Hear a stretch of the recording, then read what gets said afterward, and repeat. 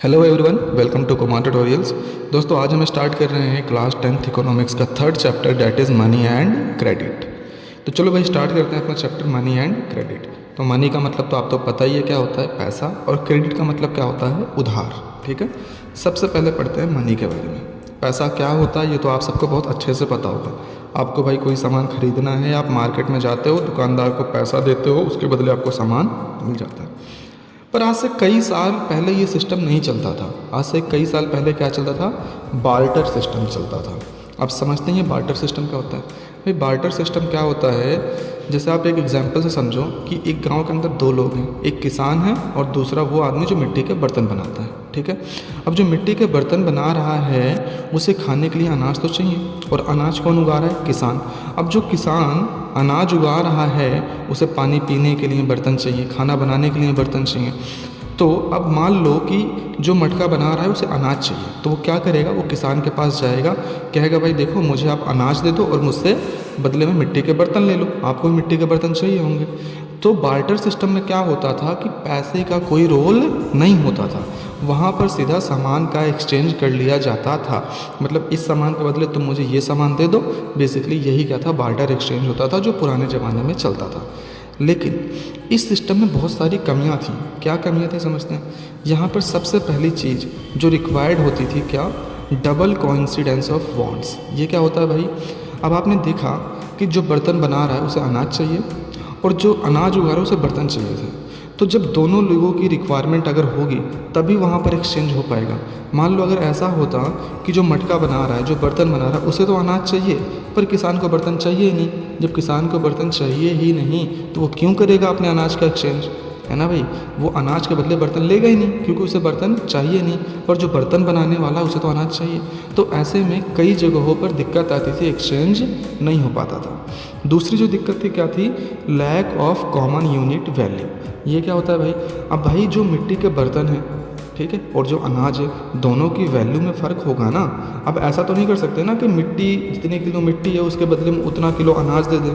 तो एक दिक्कत ये भी आती थी कि जब आप सामान का एक्सचेंज कर रहे हो, ये कैसे तय करोगे कि इसके बदले इतना ही अनाज दिया जाएगा, है ना। ये भी एक दिक्कत आती थी किसमें, बार्टर सिस्टम में। ठीक, तो ये हमने पढ़ा किसके बारे में, बार्टर सिस्टम के बारे में। आई होप कि आपको समझ में आ गया होगा। अब समय के साथ चीज़ें बदली और अब क्या आया, धीरे धीरे करेंसी सिस्टम आया। करेंसी सिस्टम में क्या होता है भाई, जैसे आपने सुना होगा पहले गोल्ड के कॉइन चलते थे, सिल्वर के कॉइन चलते थे, कॉपर के कॉइन चलते थे। इसी बार्टर सिस्टम की जो ये दिक्कत थी, इसी को दूर करने के लिए लाया गया करेंसी सिस्टम। करेंसी सिस्टम में क्या होता है भाई, मान लो भाई जो बर्तन बना रहा था उसे अनाज खरीदना है, ठीक है, तो वो ऐसा नहीं करेगा कि अनाज जो बना रहा है, जो अनाज उगा रहा है, उसके पास जाएगा और कहेगा भैया मेरा बर्तन खरीद लो, बदले में मुझे अनाज दे दो। अब ऐसा नहीं होगा। वो मार्केट में जाएगा, जिस भी इंसान को मिट्टी के बर्तन की ज़रूरत होगी वो उसके पास जाएगा और उसके बदले में उसे कुछ सिक्के दे देगा। ठीक, अब मिट्टी के बर्तन के बदले में उसे क्या मिल गए, कुछ सिक्के मिल गए। अब उन सिक्कों की मार्केट में कुछ वैल्यू होगी। अब वो जो मिट्टी के बर्तन बनाने वाला जो इंसान था, जब वो इन सिक्कों को ले करके किसान के पास जाएगा और किसान से कहेगा भाई ये लो सिक्के और मुझे इतना अनाज दे दो, तो उसे अनाज मिल जाएगा।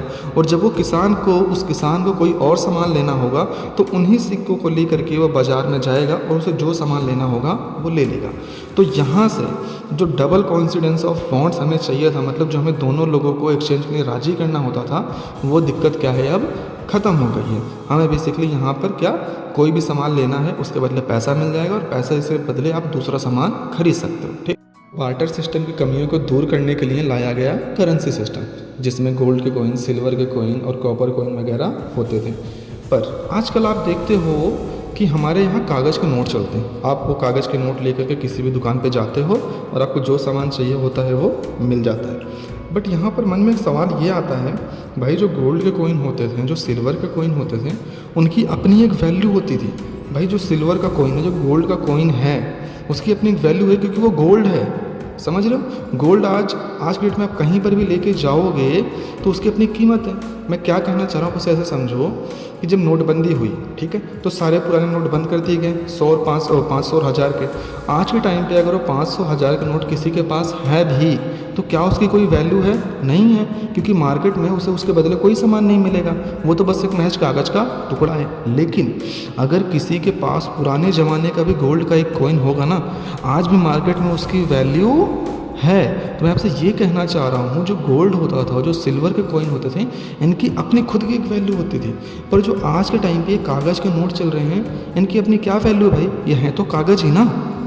अगर आरबीआई आज ये 2000 के नोट बंद कर देती है तो उनकी क्या वैल्यू रह जाएगी? वो तो महज कागज़ का टुकड़ा है।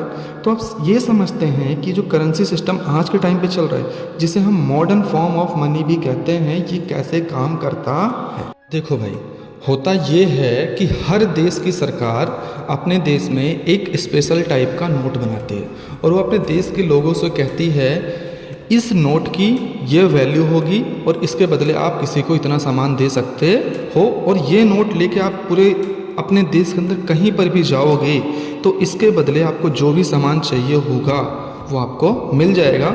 यानी देश के अंदर कोई भी इंसान इस नोट को लेने से मना नहीं कर सकता। अगर सोचो कि कोई दूसरा, जैसे मान के चलो नोट पे बेसिकली गांधी जी होते हैं, आपको कोई इंसान आए, एक कागज़ ले, उस पर गांधी जी और 100 ऐसे लिख कर दे दे, तो क्या आप उसे ले लोगे? नहीं लोगे ना, क्योंकि बेशक उस पर गांधी जी बने, बेशक उस पर 100 लिखा है, पर क्या उसके बदले आपको मार्केट में सामान मिल जाएगा? नहीं मिलेगा ना, क्योंकि जो एक स्पेशल टाइप की नोट है जिसे गवर्नमेंट ने अप्रूव किया है, सिर्फ उसी के बदले में आपको मार्केट में सामान मिलेगा। तो इस तरीके से कागज़ के नोट मार्केट में काम करते हैं। अब सवाल ये आता है कि भाई अगर हम इंडिया की बात करें तो इंडिया में इन नोटों को कौन अप्रूव करता है? भाई इंडिया में इन नोटों को अप्रूव करता है रिज़र्व बैंक ऑफ इंडिया, जिसे हम आरबीआई भी कहते हैं। सबसे खास बात, नोट बनाने का जो मेन जिम्मा है वो किसका है? आरबीआई का है, और पूरे देश में आरबीआई के अलावा कोई भी ये नोट नहीं बना सकता है। अब जब सिर्फ आरबीआई नोट बनाएगी और कोई नोट नहीं बनाएगा तो सिस्टम तरीके से चलेगा। वरना आप सोच के बैठो भाई, नॉर्मल अगर फ़ोटोकॉपी से नोट बन रहा होता तो आज के टाइम पे घर में हर बंदा एक फ़ोटोकॉपी की मशीन लेता और नोट बना के हो जाता अमीर, है ना। तो नोट बनाने का अधिकार सिर्फ किसे है? रिज़र्व बैंक ऑफ इंडिया को, इंडिया के अंदर, ठीक है। और गवर्नमेंट इसी के साथ एक रूल और बनाती है कि हमारे भारत देश के अंदर कोई भी इस नोट को लेने से मना नहीं कर सकता, क्योंकि भाई अगर लोग मना कर देंगे, मान लो आप किसी दुकानदार के पास गए और दुकानदार ने कहा कि नहीं ये तो कागज़ है, मैं कागज़ के नोट नहीं लूँगा, मुझे गोल्ड के कॉइन ला कर दो तब सामान लूँगा, तब तो दिक्कत है ना भाई। फिर आप दूसरे लोगों से भी कागज़ के नोट लोगे ही नहीं। क्यों लोगे? आप कहोगे कि भाई कागज़ के नोट मार्केट में चलते ही नहीं, मुझे सामान नहीं मिलता इसके बदले। तो इसीलिए गवर्नमेंट बहुत सख्ती से नियम लागू करती है कि जो करेंसी, जो नोट सरकार द्वारा अप्रूव किए गए हैं, उन नोटों को लेने से कोई मना नहीं कर सकता है, और अगर कोई मना करता है तो उसके खिलाफ कानूनी कार्रवाई की जा सकती है। तो बेसिकली हमने पढ़ा मॉडर्न फॉर्म ऑफ करेंसी या मॉडर्न फॉर्म ऑफ मनी के बारे में, ठीक है।